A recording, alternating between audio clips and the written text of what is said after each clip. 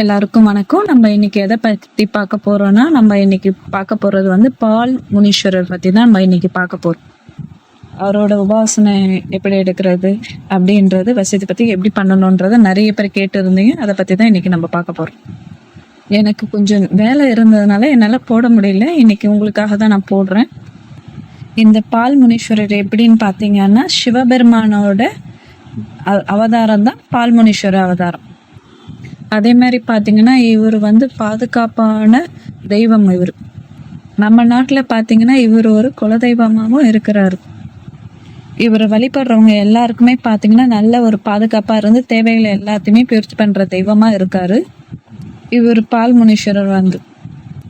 அவர் வந்து பார்த்தீங்கன்னா உக்கிரமான தன்மையில் இருந்தாலும் எப்படின்னு பார்த்தீங்கன்னா, யார் அவரை வந்து வணங்குறவங்களுக்கு வந்துட்டு இருக்க மாட்டாரு. இப்போ வந்து பாத்தீங்கன்னா எப்படி சொல்றதுன்னு பாத்தீங்கன்னா, இப்போ நம்ம ஒருத்தங்களை அவர் அந்த தெய்வத்தை வணங்கிட்டு இருக்கோம்னா, நீங்க வணங்குறீங்கன்னா உங்களுக்கு யாருன்னா எதனா ஒரு பிரச்சனை பண்ணிட்டு இருக்கானா அவனுக்கு தான் அவர் வந்து உக்கிரமான தெய்வமா இருப்பார்.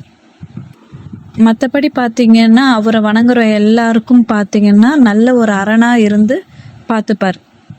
எல்லா விஷயத்துல இருந்து பாதுகாப்பார் நம்மளை இந்த பால்முனீஸ்வரர். இவரை வந்து எப்படி சொல்லுவாங்கன்னா, சிவபெருமானோட முகத்துல இருந்து வெளிப்பட்டவர்னு சொல்லுவாங்க.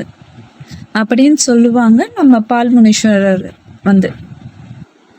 நிறைய ஆன்மாக்களால காப்பாற்றுவார். அவர் நிறைய ஆன்மாக்கள் காப்பாற்றுவார். எப்படின்னு சொல்றதுன்னு பார்த்தோன்னா, உயிருள்ள நம்ம இந்த பூத உயிருள்ள இருக்க ஆத்மாவை பாதுகாக்கிறவர். அவர் எந்த ஒரு பிரச்சனையும் இல்லாம கொண்டு போறவர் தான் இந்த பால் முனீஸ்வரர். இவரை வந்து பாத்தீங்கன்னா நிறைய பேர் வந்து பாத்தீங்கன்னா குலதெய்வமா கொண்டு இருக்காங்க.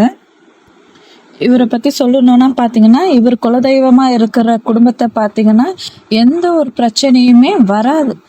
இவரை தாண்டி தான் எதுவுமே போகணும். அவர் அதுக்கு விடவும் மாட்டார், வெளியும் விட மாட்டார் அவரு. அதே மாதிரி பாத்தீங்கன்னா இவர் அருள் கிடைச்சதுன்னா அந்த மாதிரிதான் அவர் பாதுகாப்பாரு அவங்களை.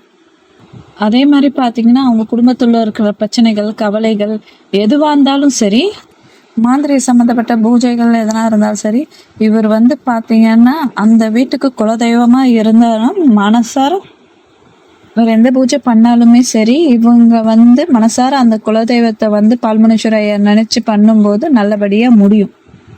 அதே மாதிரி பாத்தீங்கன்னா இந்த முனீஸ்வரருக்கு வந்து பாத்தீங்கன்னா ஏகப்பட்ட வடிவங்கள் சொல்லுவாங்க. பால்முனி, செம்முனி, முட்டுமுனி, ஜடாமுனின்னு ஏகப்பட்ட இது சொல்லுவாங்க. ஏகப்பட்ட வகைகள் உண்டு இந்த பால்முனீஸ்வரர் அவருக்கு. இந்த பால்முனீஸ்வரர் வந்து எப்படி பண்ணணும்னா, இதுக்குண்டான எந்திரங்கள் இருக்குது. இதுக்குண்டான மந்திரம் ரெண்டுமே நான் உங்களுக்கு இதுல கொடுத்துருக்கேன். நிறைய பேர் நீங்க கேட்டதுனால நான் இதுல கொடுத்துருக்கேன். இந்த எந்திரம் மருந்து பிராணபரிசனம் பண்ணி அபிஷேகம் பண்ணி 48 நாள் இதுல உட்காந்து நீங்க பண்ற மாதிரி இருக்கும். காலையிலயும் நைட்டும் ஒரு மண்டலம் 48 நாள் நீங்க உட்காந்து உபாயம் பண்ற மாதிரி இருக்கும். இந்த மாதிரி நீங்க உபாசனை எடுத்து நீங்க பண்ணீங்கன்னா கண்டிப்பா வந்து உங்களுக்கு சித்தி ஆவார். அவரு எல்லா தேவைகளையும் வந்து உங்களுக்கு செஞ்சும் கொடுப்பாரு இவரு. அதனால பாத்தீங்கன்னா நீங்க இவருக்கு படையல் பாத்தீங்கன்னா சைவ படையலே போடுங்க, அசைவ படையல் வேண்டாம். நீங்க வீட்டுல வச்சு பண்றதுனால சைவ படையலை போட்டு அவுள் பொரி கடலை, வெத்தலை பாக்கு, சக்கரை பொங்கல், தேங்காய் உடைச்சி, பன்னீர், பால் எல்லாமே வச்சு நீங்க பண்ணுங்க. இந்த மாதிரி நீங்க பண்ணீங்கன்னா 48 நாள் பூஜை நீங்க முடிச்சிட்டீங்கன்னா அவர் வந்து பாத்தீங்கன்னா அவர் வந்து உங்க வாழ்க்கையில சித்தி ஆயிட்டாருன்னா பாத்தீங்கன்னா உங்க வாழ்க்கையில எல்லா தேவையும் அவர் வந்து கொடுப்பாரு. எல்லாமே நல்லபடியா உங்களுக்கு பண்ணி கொடுப்பாரு அவரும். இதுக்கு வந்து பாத்தீங்கன்னா அந்த எந்திரத்துல வந்து சர்வதேவதா வசைமை வச்சு பண்ற மாதிரி இருக்கும். அந்த மாதிரி வச்சு பண்ணீங்கன்னா சீக்கிரம் உங்களுக்கு அவர் சித்தியாகி வருவாரு. எல்லாமே இதுல கொடுத்துருக்கு. இது போக நீங்க வந்துட்டு இந்த மையம் உங்களுக்கு வேணும்னாலும் என்னை தொடர்பு கொண்டு பேசுங்க. மேலும் இருக்க சந்தேகத்துக்கு எனக்கு கால் பண்ணி பேசுங்க. நன்றி, வணக்கம்.